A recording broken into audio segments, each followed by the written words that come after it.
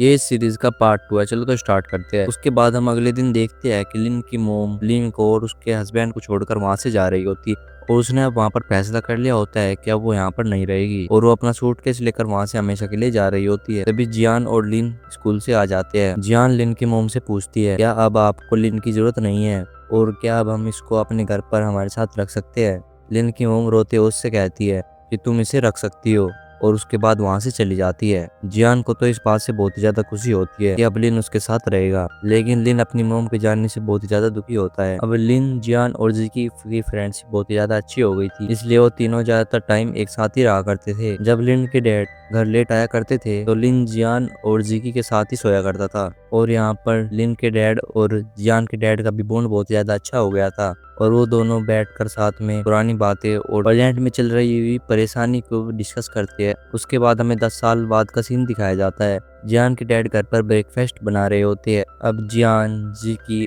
और लिन भी बड़े हो गए होते हैं और अब तीनों स्कूल में होते हैं। आज जियान का हाई स्कूल में फर्स्ट डे होता है। तभी वहाँ पर ब्रेकफास्ट कर रहे होते हैं, लेकिन जियान अभी तक रेडी होकर नहीं आई हुई होती। उसके बाद उसके डैड उसे आवाज लगाते हैं। उसके बाद जियान वहाँ पर आती है और हम देखते हैं कि जियान वहाँ पर ब्रेकफास्ट करने आई होती है। वो अपने घर के ड्रेस में ही होती है। उसके डैड उसे कहते हैं, क्या तुम स्कूल जा रही हो या वहाँ पर लड़ाई करने। उसे डांट कर फिर ड्रेस चेंज करने के आने के लिए कहते हैं। उसके बाद वो तीनों एक साथ स्कूल जा रहे होते हैं और फिर हमें पता चलता है जी की मोम जिस इम्पोर्टेंट काम के लिए बाहर गई थी वो अभी तक लौट कर नहीं आई है और उसने जाने से पहले जियान के डैड से पैसे भी लिए थे। उसे अब जी की बिल्कुल भी फिक्र नहीं होती। उसके बाद जिन के डैड जियान के घर पर आते हैं और उसके डैड से बातें कर रहे होते हैं। तभी वो तीनों स्कूल से घर आ जाते हैं और सभी एक साथ बैठकर खाना खा रहे होते हैं और जियान के डैड और लिन के डैड सभी बहुत ही ज्यादा खुश होते हैं और कहते हैं, जब हम दो आदमियों ने तुम तीनों को बड़ा करने का सोचा तो लोगों ने हम पर बहुत ज्यादा उंगलियां उठाई थी और अब देखो हम एक हैप्पी फैमिली है। उसके बाद जियान सभी से कहती है कि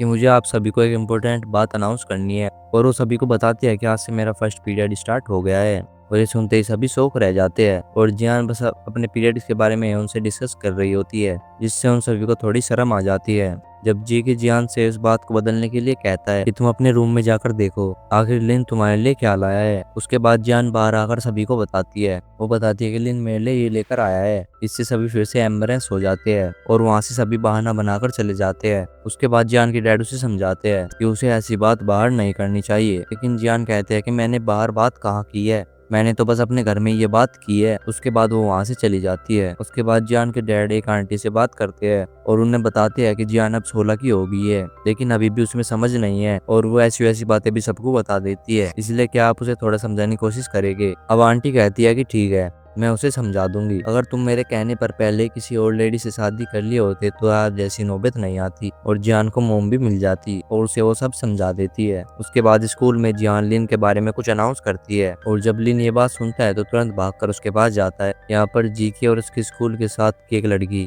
मिंग साथ में होते हैं। कुछ लड़के मिंगू को परेशान करते हैं क्योंकि उससे उसका सामान गिर गया होता है। अब वो मिंगू से उसके बदले पैसे मांग रहे होते हैं, लेकिन जीक्यू उन लोगों को मना कर देता है। लेकिन तभी मिंगू उन्हें डर के मारे पैसे देने लगती है, लेकिन तभी जीक्यू उसे रोक लेता है और कहता है कि ये लोग फ्रॉड है। लेकिन तभी वो लड़के जीक्यू को मारने के लिए आगे आ जाते हैं, लेकिन तभी वहाँ पर जियान भाग कर आती है और चिल्लाते हुए कहती है कि मेरे ब्रदर को हाथ मत लगाना और जोर से अपने बैग को फेंकती है, जिससे कि एक लड़का नीचे गिर जाता है। जियान फिर से उनको मारने जाने लगती है, लेकिन जीकी उसे पकड़ लेता है और अब वहाँ पर लिंग आ जाता है। झूठ से उनके डराने के लिए कहता है कि पुलिस आ रही है, जिससे कि वो दोनों लड़के डर के वहाँ से भाग जाते हैं। उसके बाद जीक्यू जियान को डांटता है। वो कहता है कि मैंने तुम्हें ऑफिस जाने के लिए कहा था, लेकिन तुम लिन को यहाँ लेकर क्यों आ गई। जियान कहते हैं कि मैं वहाँ पर गई थी, लेकिन वहाँ पर कोई भी नहीं था। अब जियान लिन को घूर कर देखती है। उसके बाद वो तीनों वहाँ से चले जाते हैं। स्कूल में आने के बाद उन तीनों को काफी ज्यादा डांट पड़ती है, क्योंकि वो किसी को इन्फॉर्म करे भी नहीं उन लड़कों को मारने चले गए थे। जियान कहते हैं कि मैं ऑफिस आई थी, लेकिन वहाँ पर कोई भी नहीं था।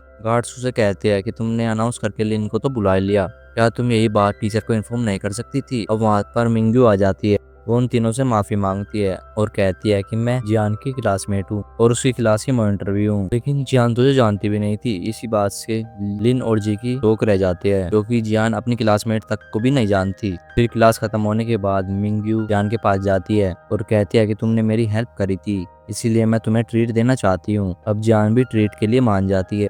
जियान उन दोनों को भी लेकर वहाँ पर चली जाती है और फिर मिंग्यू सभी को आइसक्रीम की ट्रीट देती है और वो देखती है कि वो तीनों बहन भाई अपनी अपनी आइसक्रीम शेयर करके खा रहे होते हैं। फिर जियान मिंग्यू के साथ अपनी आइसक्रीम शेयर करती है। नेक्स्ट डे स्कूल में पेरेंट्स टीचर मीटिंग होती है। मिंग्यू की मॉम थोड़ी स्ट्रिक्ट होती है। इस बार मिंग्यू का क्लास में सेकंड रैंक आया होता है, इसलिए वो उससे थोड़ा नाराज होती है। और फिर बारी आती है जियान की। टीचर जियान के डैड से कहते हैं जियान का पढ़ाई में दिमाग थोड़ा कम लगता है और ज्यादातर वो अपनी पेंटिंग ही करना पसंद करती है। इस वजह से उसके डैड को सभी के सामने थोड़ा एम्बरेसिंग होना पड़ता है। उसके बाद जियान, जीक्यू, लिन और म्यू चारों बैठकर गोसिप कर रहे होते हैं और वो सभी साथ में कॉफी भी पीते हैं। गलती से मिंग्यू जीक्यू की कॉफी को पी लेती है, जिससे कि जीक्यू उससे नाराज हो जाता है। फिर मिंग्यू उसके लिए एक नई कॉफी लेने के लिए चली जाती है। रात में जियान और लिन फैमिली के साथ बैठकर खाना खा रहे होते हैं। तभी जियान के दांतों में दर्द शुरू हो जाता है। उसके डैड उसे अपने साथ हॉस्पिटल चलने के लिए कहते हैं, लेकिन जियान को डॉक्टर से बहुत ही ज्यादा डर लगता है, इसीलिए वो जाने से मना कर देती है। उसके बाद लिन के डैड के पास लिन की ग्रैंडमा का कॉल आता है और देखते हैं कि लिन को अपने पास्ट की बातें याद आ जाती है और बिना खाना खाए वो वहाँ से चला जाता है।